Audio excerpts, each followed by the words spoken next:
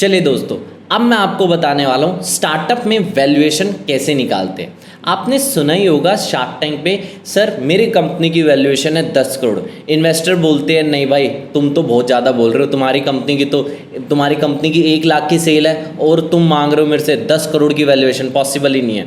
तो कैसे अपनी कंपनी की एक फेयर वैल्यूएशन निकाल लें। बोलने को तो आप बोल दो यार सर मेरी कंपनी की वैल्यूएशन 1000 करोड़ है। भाई 1000 करोड़, इन्वेस्टर क्या 1000 करोड़ में पैसा देगा? नहीं देगा। चलो अब मैं आपको बताने वाला हूँ एक कंपनी की फेयर वैल्यूएशन कैसे निकालें। ठीक है, कुछ कैलकुलेशंस होगी, बहुत ही बेसिक होगा, सबसे आसान काम होगा, चिंता मत करो। जो मैं आप बताने वाला हूँ बस इसको फॉलो करो।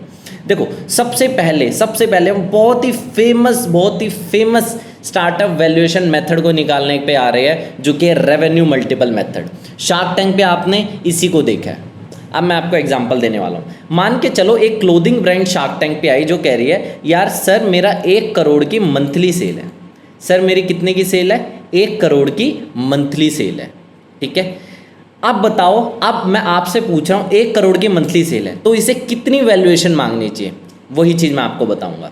1 करोड़ की मंथली सेल है, सबसे पहले आप क्या करो, फुल ईयर प्रोजेक्शन निकालो कि 1 साल में ये कितनी सेल कर देगी। अप्रॉक्सीमेट हम मान के चलते हैं 1 करोड़ 1 महीने की सेल है तो 12 महीने की कितनी सेल हो जाएगी? 12 करोड़। 12 करोड़ की क्या आ जाएगी? सेल आ जाएगी। 1 साल की सेल कितनी है? 12 करोड़। अब आप क्या करो, इस पे मल्टीपल लगाओ। क्या कर लगाओ? मल्टीपल लगाओ। मान लो आपने मल्टीपल लगाया, 12 करोड़ का मल्टीपल लगाया आपने 4। क्या लगाया? 4। आप बोल सकते हो सर मेरी कंपनी की वैल्यूएशन है 48 करोड़ की वैल्यूएशन है। यानी कि सबसे पहले आपको मंथली सेल पता होनी चाहिए, आपकी कंपनी में क्या चल रही है, उसको मल्टीप्लाई करो 12 के साथ तो आपके पास आ जाएगा निकल के annual run rate of your company. ठीक है, जैसे आपका एनुअल रन रेट आ जाएगा उस पर एक मल्टीपल लगाओ, 2 का, 3 का, 4 का, 5 का, जो भी आपको सही लग रहा है। बता देता हूँ मैं आपको ये कि B2B बिजनेसेस में ये मल्टीपल सिर्फ और सिर्फ 2 या 3 का ही चलता है। बट बहुत सारे ब्रांड्स ऐसे होते हैं, मान लो आप कोई AI बेस्ड प्रोडक्ट बना रहे हो, आप कोई ऐसा प्रोडक्ट बना रहे हो जो बहुत ही यूनिक है, तो आप और उसकी मार्केट में आने वाले टाइम में डिमांड है, तो आप यहाँ पे मल्टीपल 4 का नहीं, आप मल्टीपल 10 का भी लगा सकते हो। बहुत बार ऐसा देखा गया कि 12 करोड़ की सेल है, कंपनियां मांग रही है 120 करोड़। ठीक है, तो ये भी एक मेथड होता है। तो सबसे पहला मेथड, मतलब देखो जनरली बेस्ट क्या रहता है, 3 से 4 गुना अपने एनुअल रन रेट का 3 से 4 गुना मांगो। 120 करोड़ बहुत ही यूनिक प्रोडक्ट है, तब जाके 120 करोड़ की वैल्यूएशन है कि 12 करोड़ की सेल पे 120 करोड़ की वैल्यूएशन, मतलब 10 गुना। बहुत रेयर होता है और जनरली ऐसा नहीं देखा गया, बट जो देखा गया मैं वो बता रहा हूँ, 3 से 4 गुना आप मांग सकते हो। चलो आगे चलते हैं। ये तो हो गया सबसे पहला रेवेन्यू मल्टीपल मेथड। ठीक है, दूसरा सबसे ज़्यादा इम्पॉर्टेंट मेथड पे आते हैं। क्या आता है अगला इम्पॉर्टेंट? चलो, एक आता है हमारा discounted cash flow. Discounted cash flow, stock market वाले भी डिस्काउंटेड कैश फ्लो को यूज़ करते हैं। डिस्काउंटेड कैश फ्लो क्या बोलता है? भाई कुछ भी नहीं है, आपके कंपनी में जो करंट रन रेट चलता रहा है, आपके कंपनी के पास्ट, प्रेजेंट और फ्यूचर को देख के, पास्ट प्रेजेंट को देख के आपका फ्यूचर कैलकुलेट किया जाएगा। और जो भी फ्यूचर, मतलब मान के चलो आपकी पास्ट में थी, मान के चलो 1 करोड़ की सेल, प्रेजेंट में आपकी है मान लो 1.5 करोड़ की सेल, तो फ्यूचर में कितनी होगी, ये चीज़ के ऊपर ये कैलकुलेट किया जाएगा मैथमेटिकल नंबर्स के थ्रू, और इस नंबर पे एक डिस्काउंट लगाया जाएगा। ठीक है, यानी कि आने वाले 3 से 4 साल में आपकी कंपनी में एनुअल रन रेट कितना होगा। ठीक है, मान के चलो एनुअल रन रेट होगा 10 करोड़ का। ठीक है, कितना होगा? 10 करोड़ का एनुअल रन रेट होगा आने वाले साल में। ठीक है, तो इसके ऊपर एक डिस्काउंट लगाया जाएगा। डिस्काउंट क्यों लगाया जाएगा? भाई आने वाले 3 साल के बाद आपकी कंपनी कमा रही होगी 10 करोड़ सालाना, बट आज कंपनी कितना कमा रही है? आज कंपनी कमा रही है 50 लाख रुपए, या मान लो 1 लाख रुपए सालाना कमा रही है, 1 करोड़ रुपए सालाना कमा रही है। ठीक है, नहीं समझे? आने वाले 3 से 5 साल में कंपनी कमाएगी 10 करोड़ सालाना, बट राइट नाउ कंपनी कितना कमा रही है? 1 करोड़ सालाना, 1 करोड़ सालाना। ठीक है, तो यानी कि आप तो रिस्क ले रहे हो ना कंपनी में इन्वेस्ट करने के लिए। आने वाले 3 साल के क्या कहना, क्या पता ये इस तरह के प्रोडक्ट की डिमांड खत्म हो जाए। ठीक है, क्या पता, कोई गारंटी थोड़ी ना, क्या पता मान लो कोविड जैसा कोई साल आ जाए।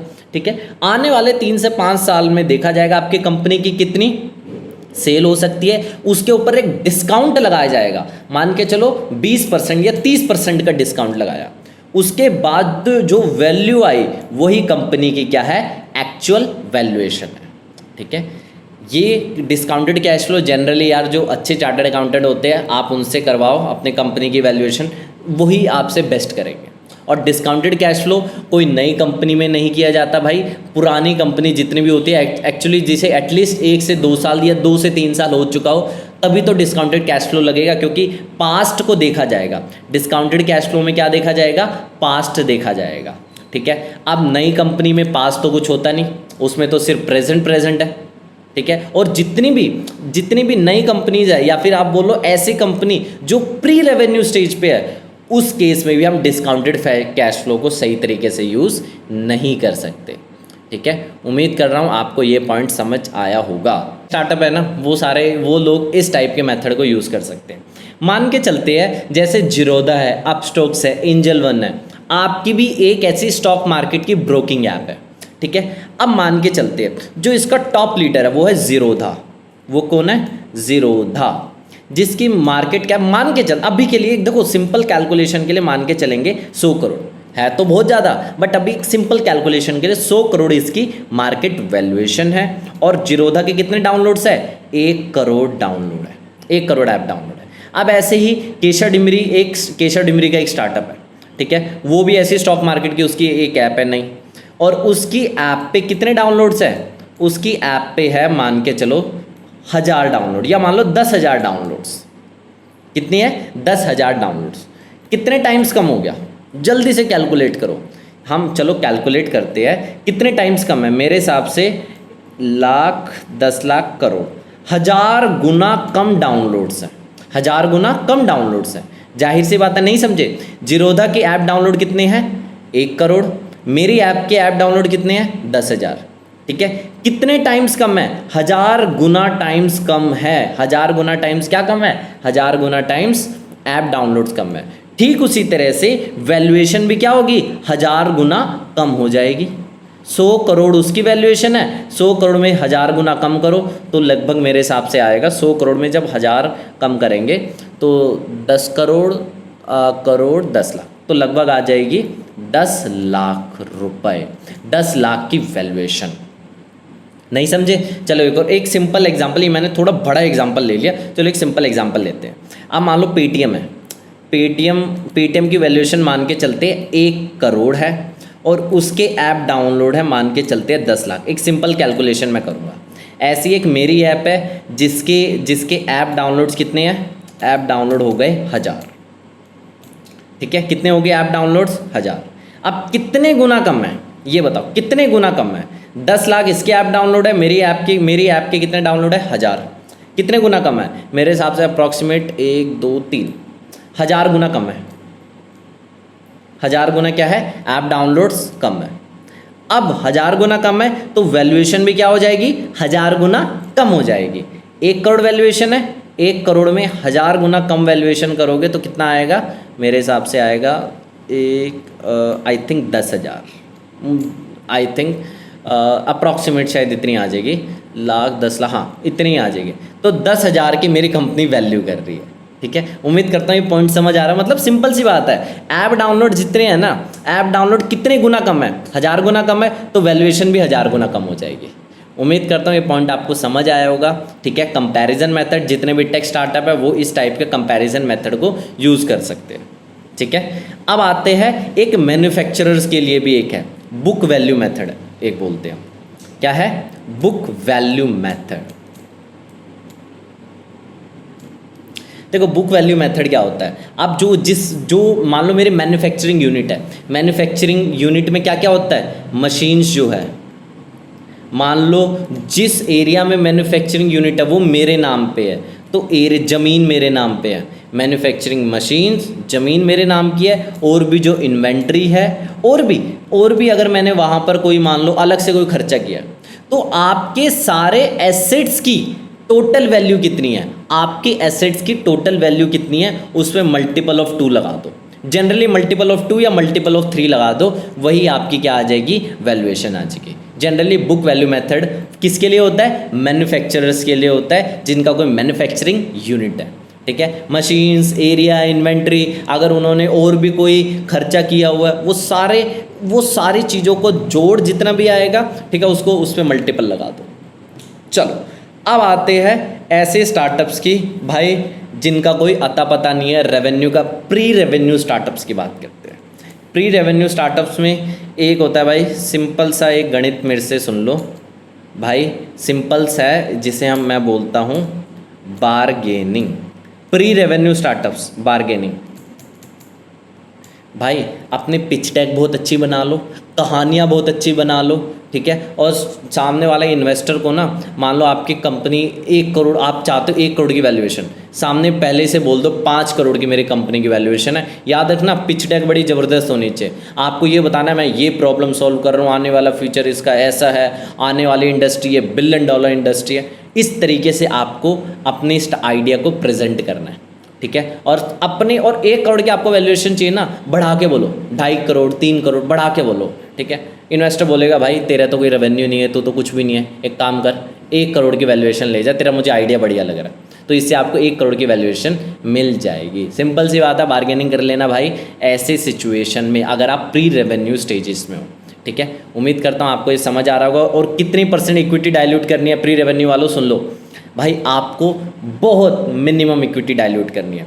सबसे बेस्ट रहता है आप लेस देन 10% इक्विटी डाइल्यूट करो, ठीक है। बट अगर इन्वेस्टर बढ़िया है, ठीक है, आपको लग रहा है यार इन्वेस्टर बहुत अच्छा है, ये अच्छे कनेक्शंस लाएगा, अब कुछ ना कुछ स्ट्रैटेजिक पार्टनरशिप बहुत अच्छी होगी, सब कुछ होगा, तो आप क्या करो 10 से 15% डाइल्यूट करो। मैं इससे ज़्यादा रिकमेंड नहीं करूँगा, क्योंकि भाई अगर आपने अभी 40% डाइल्यूट कर दिया तो भाई फ्यूचर में जब VC के पास जाओगे तो इक्विटी कहाँ से लाओगे, ठीक है। उम्मीद करता हूँ ये पॉइंट आपको समझ आया होगा। अब आगे चलते हैं। चलिए दोस्तों, अब हम एक और वैल्यूएशन मेथड पे डिस्कस करते हैं जो कि है Berkus method. Berkus method generally pre revenue stage पे जो स्टार्टअप्स होते हैं वही बर्कस मेथड को यूज़ करेंगे, ठीक है। बर्कस मेथड में कुछ पॉइंट्स आते हैं, जितना भी प्री रेवेन्यू स्टार्टअप्स है, ठीक है, उनके लिए बर्कस मेथड है, याद रखना। इस बर्कस मेथड में हम लोग 5 चीज़ों पे आपके स्टार्टअप को रेट करते हैं, ठीक है। और हर पैरामीटर पे आपको आउट ऑफ 10 में से आपको नंबर देना है। आउट ऑफ 10 में से क्या देना है, आपको नंबर देना है। मान के चलते हैं आपका आइडिया कितना तोड़ू फोड़ू है, कितना दमदार आइडिया है। जितना दमदार आइडिया, अगर आपको लग रहा बहुत दमदार आइडिया है, ठीक है, तो आपको आउट ऑफ 10 में से आपको स्कोर देना है। उसके बाद क्या आपने जो आइडिया है, ठीक है, आइडिया तो दुनिया भर के लोगों के दिमाग में आता है, क्या आपने उसका प्रोटोटाइप बना लिया है, मिनिमम वाइबल प्रोडक्ट, जो हम MVP बहुत बात करते हैं, MVP, क्या आपने अपने प्रोडक्ट का MVP बना लिया है, ठीक है। अगर बना लिया तो बहुत बढ़िया, आउट ऑफ 10 में से उसे रेट करो। अगला, मैनेजमेंट टीम आपकी कितनी ज़बरदस्त है। भाई मैं मान के चलता हूँ एक फिनटेक स्टार्टअप हूँ, मेरा एक फिनटेक बिजनेस है एंड मेरे एक फिनटेक ऐप है, मान के चलते हैं। एंड क्या मैं जिस स्पेस में ऑपरेट करता हूँ, मैं जिस सेक्टर में ऑपरेट करता हूँ, ठीक है, जिस सेक्टर में मेरा स्टार्टअप है, क्या फाउंडर्स का उस सेक्टर में प्रायर एक्सपीरियंस है या नहीं। मान लो जो फाउंडर का एक्सपीरियंस है वो है मैन्युफैक्चरिंग का, वो है मान लो हेल्थ का एक्सपीरियंस है, तो क्या वो इस पर्टिकुलर बिजनेस के लिए सूटेबल है, नहीं सूटेबल है। अगर फाउंडर के पास सेम कैटेगरी में, सेम डोमेन में अगर एक्सपीरियंस है तो बहुत बढ़िया, आउट ऑफ 10 में से रेट करो, ठीक है। उसके बाद अगर आपका फिनटेक स्टार्टअप है तो आपको बहुत सारे लाइसेंसेस की रिक्वायरमेंट पड़ेगी। RBI है, हो सकता है आपके पास बैंकिंग लाइसेंस भी हो सकता है आपने अलग अलग पेमेंट गेटवेज के साथ क्या किया, पार्टनरशिप की हो। तो आपकी अगर पार्टनरशिप, स्ट्रेटेजिक पार्टनरशिप आपने कर रखी है तो भाई बहुत बढ़िया चीज़ है। उसके बाद आपने सब कुछ कर लिया, और क्या आपने मार्केट को टेस्ट किया, मार्केट में जाके पहले 100 कस्टमर को ढूंढा, अगर ढूंढा तो उसका ट्रैक्शन कैसा आया, ठीक है। इन सारे पैरामीटर्स पे आउट ऑफ 10 में से अपने स्टार्टअप्स को रेट करो। उसके बाद मान लो आपने रेट किया, पहले वाले आइडिया पे आपने रेट किया आउट ऑफ 7, 5, 9, 6, 2 जो भी है, ठीक है। उसके बाद इसको, अब ये है कि इसका मतलब है 70%, इसको मल्टीप्लाई कर दो किसके साथ, इसको मल्टीप्लाई कर दो $5,000 के साथ, ठीक है। क्या जो भी वैल्यू आई, कुछ ना कुछ वैल्यू आएगी। ऐसे ही 50 को मल्टीप्लाई कर दो $5,000 के साथ। ऐसे सभी को आप मल्टीप्लाई करके वैल्यू निकालते जाओ। जो आपके पास टोटल आएगा वही आपके क्या है, स्टार्टअप की वैल्यूएशन है। ठीक है, अब आप कहोगे सर हम तो इंडिया में है तो डॉलर में हम बात क्यों कर रहे हैं? भाई देखो, बर्कस मेथड जनरली बाहर वालों ने, अंग्रेजों ने बनाया था। आप इसमें क्या कर सकते हो, आप इसमें जब $5,000 है ना, $5,000 को अगर आप INR में कन्वर्ट करोगे कितना आएगा? लगभग ये आएगा 4.5 लाख के आसपास, 4.5 लाख के आसपास। तो आप क्या करो, 70% को मल्टीप्लाई कर दो 4.5-5 लाख से, 50% को मल्टीप्लाई कर दो 5 लाख से, तो आपके पास एक स्टार्टअप की वैल्यूएशन आ जाएगी। ठीक है, यही मेथड होता है भाई। इसके अलावा तो मैं सबसे यही बोलता हूँ सबको कि आप क्या करो भाई, बार्गेनिंग करो इन्वेस्टर के साथ, तभी जाके आप एक्चुअल में कम से कम इक्विटी में आप इन्वेस्टर ला पाओगे।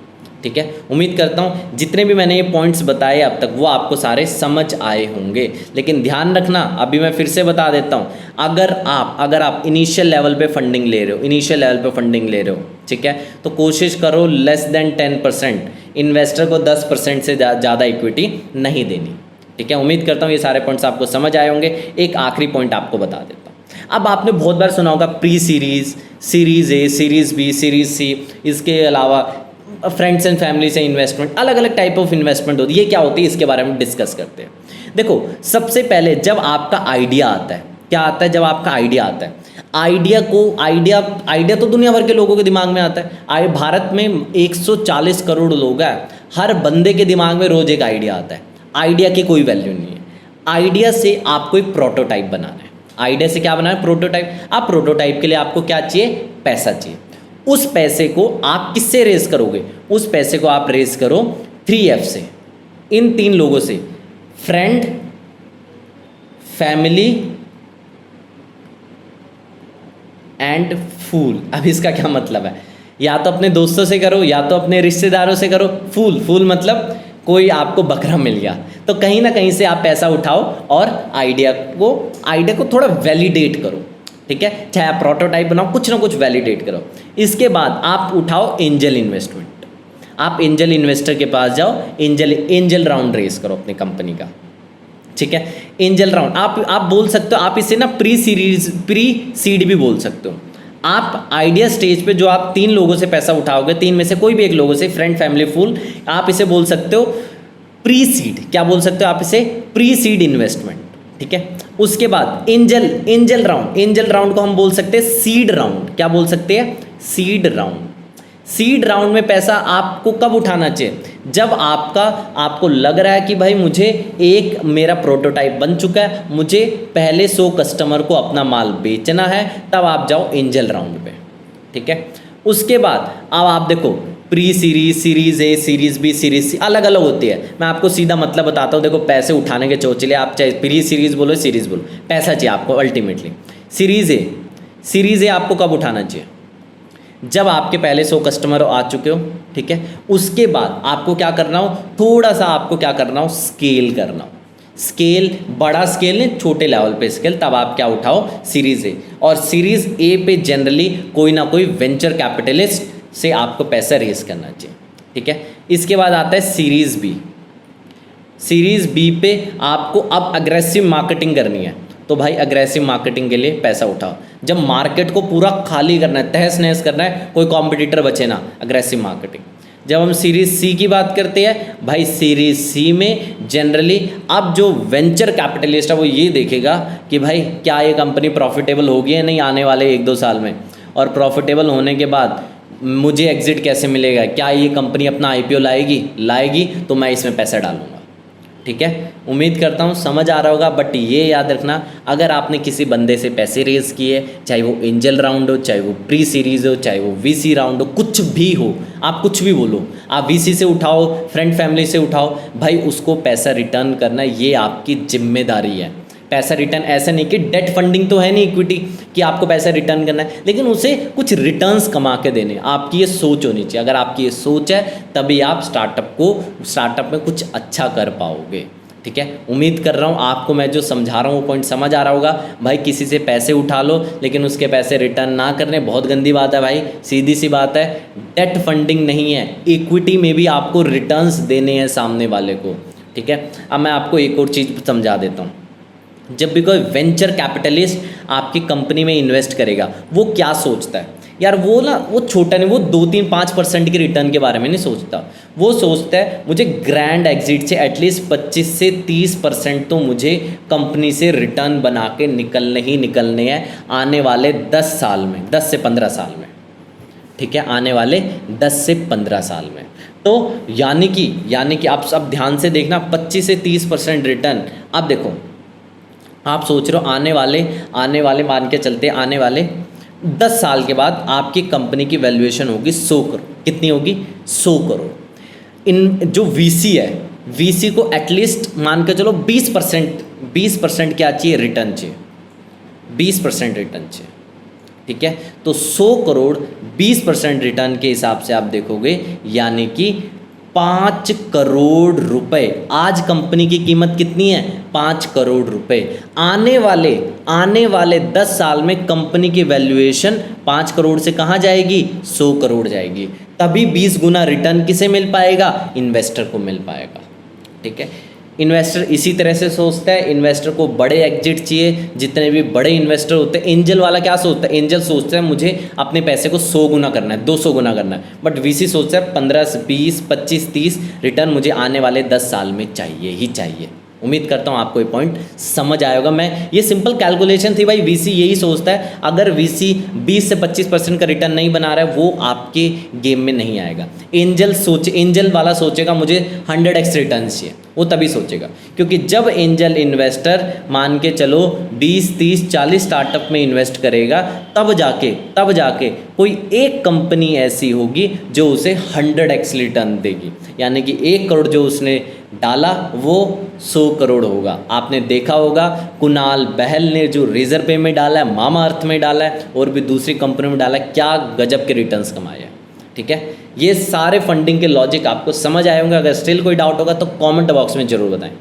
अगर आपको भी स्टार्टअप के बारे में डिटेल में सीखना है तो मैंने 3 घंटे की मास्टर क्लास वीडियो बनाई हुई है, उसको आप अभी के अभी जाकर देखें, जिसमें स्टार्टअप का आपको कंप्लीट ज्ञान मिल जाएगा। इसके बाद आपको कोई भी स्टार्टअप की वीडियो देखने की ज़रूरत नहीं पड़ेगी। आपकी वीडियो कैसी लगी कमेंट बॉक्स में ज़रूर बताएं और सब्सक्राइब के बगल में बेल नोटिफिकेशन का आइकन है, उसको ज़रूर प्रेस कर दें ताकि आपको हमारे लेटेस्ट वीडियो की अपडेट सबसे पहले मिल जाए। बहुत सारे लोग हमें कहते हैं कि आपकी वीडियो की नोटिफिकेशन नहीं आती, तो भाई बेल नोटिफिकेशन का आइकन क्लिक करके रखना।